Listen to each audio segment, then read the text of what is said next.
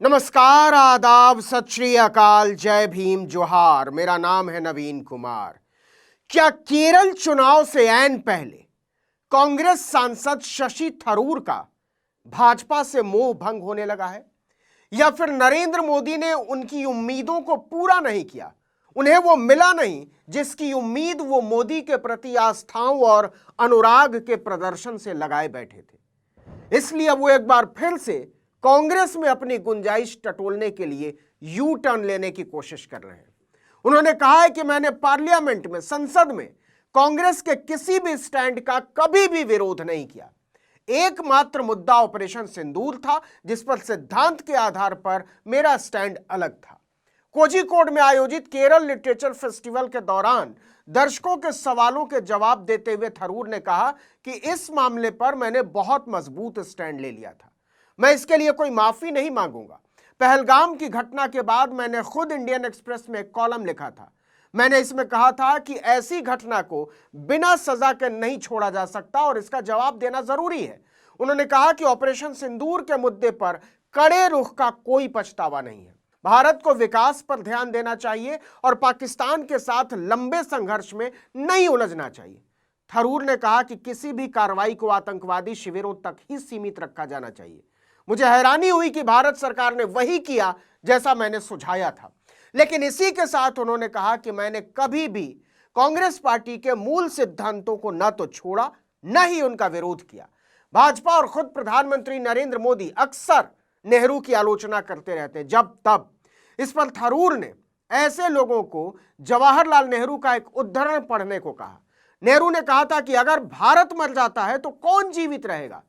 वो अक्सर कहा करते थे कि जब देश की सुरक्षा और दुनिया में उसकी स्थिति का सवाल हो तो भारत सबसे पहले आता है। राजनीतिक दलों में मतभेद हो सकते हैं, लेकिन राष्ट्रीय हित में सिर्फ भारत को ही जीतना चाहिए। इसके बाद सवाल उठा कि आप कांग्रेस पार्टी की बैठकों में शामिल क्यों नहीं होते, उससे दूरी बनाकर क्यों रखते हैं? पिछले दिनों कांग्रेस पार्टी ने कई बेहद महत्वपूर्ण बैठकें बुलाई, लेकिन आप वहां नहीं पहुंचे। इनमें से एक मीटिंग तो केरल में ही हुई थी। आपको दूर रहने को कहा गया था, या आपने खुद अपनी मर्जी से यह दूरी बना ली थी, जिससे नरेंद्र मोदी नाराज ना हो जाए या भाजपा को बुरा ना लगे? इस सवाल पर थरूर ने कहा कि दिल्ली से कोझिकोड वापस आना आसान नहीं है। मैं जो कहना चाहता था वो मैंने पार्टी लीडरशिप को बता दिया है। यह सही नहीं है कि मैं इस बारे में सार्वजनिक तौर पर बात करूं।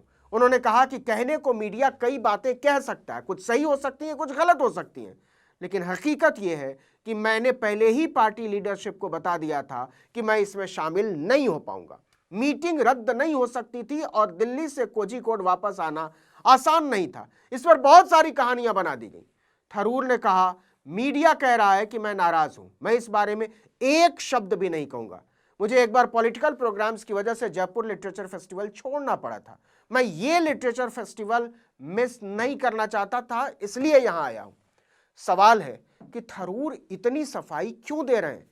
आखिर इसकी क्या जरूरत आन पड़ी है, सिवाय इसके कि केरल में केवल 3 महीने में विधानसभा के चुनाव होने। मौजूदा विधानसभा का कार्यकाल 23 मई 2026 को खत्म हो रहा है और कांग्रेस का प्रदर्शन बेहतर रहने की संभावना जताई जा रही है। तो क्या शशि थरूर राज्य में कांग्रेस की सरकार बनने की सूरत में अपने लिए किसी प्रभावी भूमिका की तलाश कर रहे हैं? ऐसा इसलिए कहा जा रहा है कि थरूर ने 2024 लोकसभा चुनाव के बाद से ही हमेशा एक लुंज पुंज लाइन ली और कभी भी खुलकर कांग्रेस की पार्टी लाइन नहीं पकड़ी। लेकिन पिछले कुछ समय से वो उलझन में है। 9 जनवरी को कोच्चि में केरल अंतर्राष्ट्रीय पुस्तक महोत्सव था। वहां भी थरूर ने कहा था कि नेहरू की गलतियों को स्वीकार करना जरूरी है, लेकिन देश की हर समस्या के लिए उन्हें अकेले दोषी ठहराना पूरी तरह गलत और अनुचित है। लेकिन यह कहकर उन्होंने एक बार फिर से पार्टी लाइन को दरकिनार कर दिया कि मैं ये नहीं कहूंगा कि मोदी सरकार लोकतंत्र विरोधी है, लेकिन वे निश्चित रूप से नेहरू विरोधी हैं। नेहरू को एक सुविधाजनक बलि का बकरा बना दिया गया है। उन्होंने कहा कि मैं भारत के पहले प्रधानमंत्री जवाहरलाल नेहरू के विचारों और दृष्टिकोण की गहरी प्रशंसा करता हूं, लेकिन नेहरू की हर मान्यता और नीति का बिना आलोचना समर्थन नहीं कर सकता। उन्होंने कहा था कि 1962 में चीन के हाथों मिली हार के लिए नेहरू के कुछ फैसले जिम्मेदार थे। यह बिल्कुल वही लाइन है जिसका जिक्र नरेंद्र मोदी, अमित शाह और भारतीय जनता पार्टी बार बार करती है। इसके पहले 27 दिसंबर को शशि थरूर ने मोदी का पक्ष लेते हुए कहा था कि प्रधानमंत्री का हारना भारत के हारने जैसा होगा। विदेश नीति भाजपा या कांग्रेस की नहीं होती, भारत की होती है।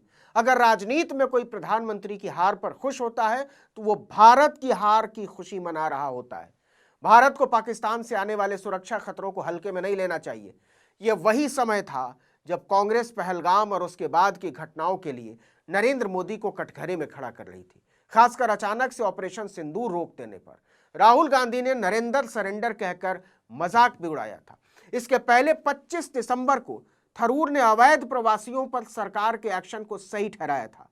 उन्होंने कहा था कि देश की सीमाओं की सुरक्षा और इमिग्रेशन व्यवस्था को ठीक से संभालना सरकार की जिम्मेदारी है।